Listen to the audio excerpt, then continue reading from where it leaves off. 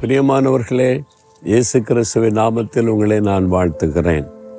இப்போதான் மாதத்தில் முதல் நாள், வருஷத்தில் முதல் நாள் ஆரம்பித்த மாதிரி இருந்துச்சு. மாதத்தின் கடைசி நாள் வந்துட்டோம் பாருங்களேன். எவ்வளோ வேகமாய் நாட்கள் ஓடுகிறது இல்லை. இந்த கடைசி நாளில் நம்ம யோசிக்கணும், இந்த மாதம் முழுவதும் தேவன் எனக்கு நல்லவராக இருந்தாரா? யோசித்து பாருங்க. ஆண்டவர் வாக்கு கொடுத்தபடி உங்களை எல்லா தீமைக்கும் விலக்கி பாதுகாத்து நடத்தி வந்திருக்கிறார். உலகத்தில் தீங்குகள் வந்ததில்லை. சில இடங்களில் வெள்ளம், சில இடத்துல பூமி அதிர்ச்சி, சில இடத்துல கொள்ளை நோய், சில இடத்துல இந்த பனிப்பொழிவினால் உண்டான பாதிப்பு, இப்படி பலவிதமான பாதிப்புகள் உலகத்தில் நடந்தது. ஆண்டவரோ நம்மளை பாதுகாத்து நடத்தினார்ல, ஆண்டவருக்கு நன்றி சொல்லணும்.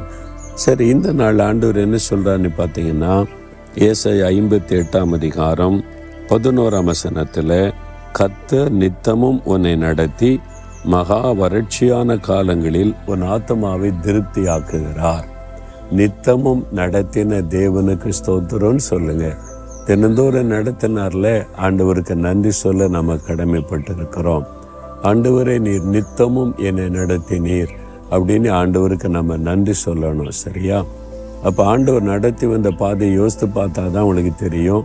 அவர் தினந்தோறும் என்னை நடத்தி இருக்கிறார். உங்களுடைய குடும்ப காரியத்தில், வேலை காரியத்தில், பிஸ்னஸ் காரியத்தில், உங்களுடைய ஊழிய காரியத்தில் ஆண்டவர் நடத்தி வந்ததை யோசித்து பாருங்கள். இந்த ஒரு மாத காலத்தில் தினந்தோறும் அவர் நடத்தினார்.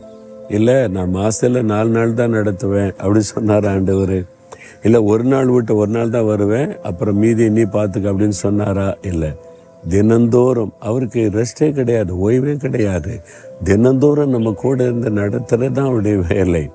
ஒவ்வொருவரோடு கூட இருந்து நடத்துவார். இவ்வளோ ஆச்சரியமான தேவன் இல்லை?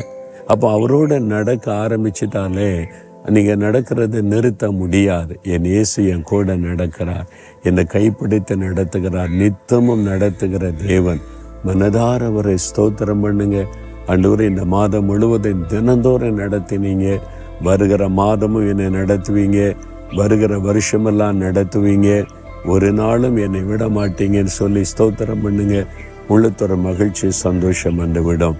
ஆண்டவரே, இந்த மாதம் முழுவதிலும் தினந்தோறும் என்னை நடத்தினீங்களே, உங்களுக்கு கோடி கோடி ஸ்தோத்திரம் ஸ்தோத்திரம் என்று உம்மை துதிக்கிறேன் அப்பா. நித்தமும் என்னை நடத்தி என் ஆத்மாவை திருப்தியாக்குகிற தேவனாய் இருக்கிற அன்புக்காக ஸ்தோத்திரம். ஆண்டவரே, இந்த மகனை இந்த மகளை நித்தமும் நடத்தினீர், இனிமேல நடத்துவீர். உமக்கு நன்றி. இயேசுவின் நாமத்தில் ஜெபிக்கிறோம் பிதாவே. ஆமேன், ஆமேன்.